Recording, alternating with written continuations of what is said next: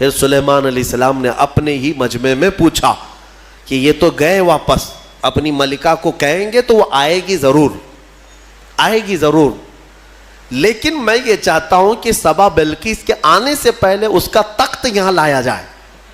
کوئی ہے مجمع میں؟ قرآن میں ہے، قال عفریت من الجن انا آتیک بہ قبل ان تقوم من مقامک۔ ایک سرکش جن کھڑا ہوا، جنات میں سے ایک جن کھڑا ہوا اور اس نے کہا اے اللہ کے نبی میں لے کر آؤں گا۔ کتنی دیر میں؟ کہا آپ کی مجلس ختم ہونے سے پہلے لے آؤں گا۔ سلیمان علیہ السلام فلسطین میں ہے اور سبا بلقیس غالباً یمن کے کسی علاقے میں، یہ تقریباً 1000 کلومیٹر سے زیادہ کا فاصلہ ہے، اور جن کہتا ہے کہ آپ کی مجلس ختم ہونے سے پہلے میں لاؤں گا۔ ہماری تفسیر کی مجلس چل رہی، کتنی دیر چلے گی؟ یا سلیمان علیہ السلام کی مجلس ہوگی، دن بھر چلے، آدھا دن، پاؤ دن، گھنٹہ۔ اس نے کہا تو سلیمان علیہ السلام نے کہا اس سے بھی جلدی مجھے چاہیے، اس سے بھی جلدی چاہیے۔ جن آپ یہی سمجھتے ہیں نا جنات سب سے زیادہ طاقت والے ہیں، اور جنات کو حاصل کرنے کے لیے بیچارے کتنے کیا کیا عملیات میں لگے رہتے ہیں اور سر پھرے بن جاتے ہیں۔ ہاں موکل چاہیے، جنات چاہیے، کائے کو چاہیے؟ ارے ایک جنات قابو میں آئے گا تو ایک بینک پوری اٹھا کے لائے گا۔ ہاں دیکھا ہے کہیں کوئی ایکسس بینک لوٹ کر کے جنات لے گئے ہوں؟ کوئی بینک اٹھا کر کے خواہ مخواہ کی چیزوں پر کیوں پڑے رہتے ہو؟ یہ ان باباؤں کے چکر ہیں جنہوں نے تن آسانی تمہیں سکھائی ہے، تم کو اپنی طاقت معلوم نہیں۔ جنات دنیا میں اگر کسی سے ڈرتے ہیں تو ہم انسانوں سے ڈرتے ہیں، تمہیں پتہ ہی نہیں، انسانوں سے ڈرتے ہیں۔ اگر ڈر نہ ہوتا تو سب کو مار چکے ہوتے ہو ابھی۔ اللہ نے تمہارا رعب رکھا ہے جنات پر، وہ براہ راست ڈائریکٹ آ کر نقصان نہیں پہنچاتے۔ خیر اس کے بعد ہوا کیا؟ قال الذی عنده علم من الکتاب انا آتیک بہ قبل ان یرتد الیک طرفک۔ پھر سلیمان علیہ السلام کے امتیوں میں سے ایک انسان وہ کھڑے ہوئے جن کے پاس کتاب کا علم تھا۔ کون سی کتاب؟ زبور کا۔ زبور کے وہ حافظ تھے، نبی نہیں تھے۔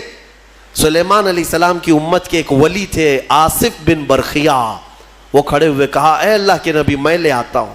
کہا کب تک لاؤ گے؟ کہا آپ کی پلک جھپکنے سے پہلے لاؤں گا، آپ کی پلک جھپکنے سے پہلے لاؤں گا۔ اتنا فاسٹ؟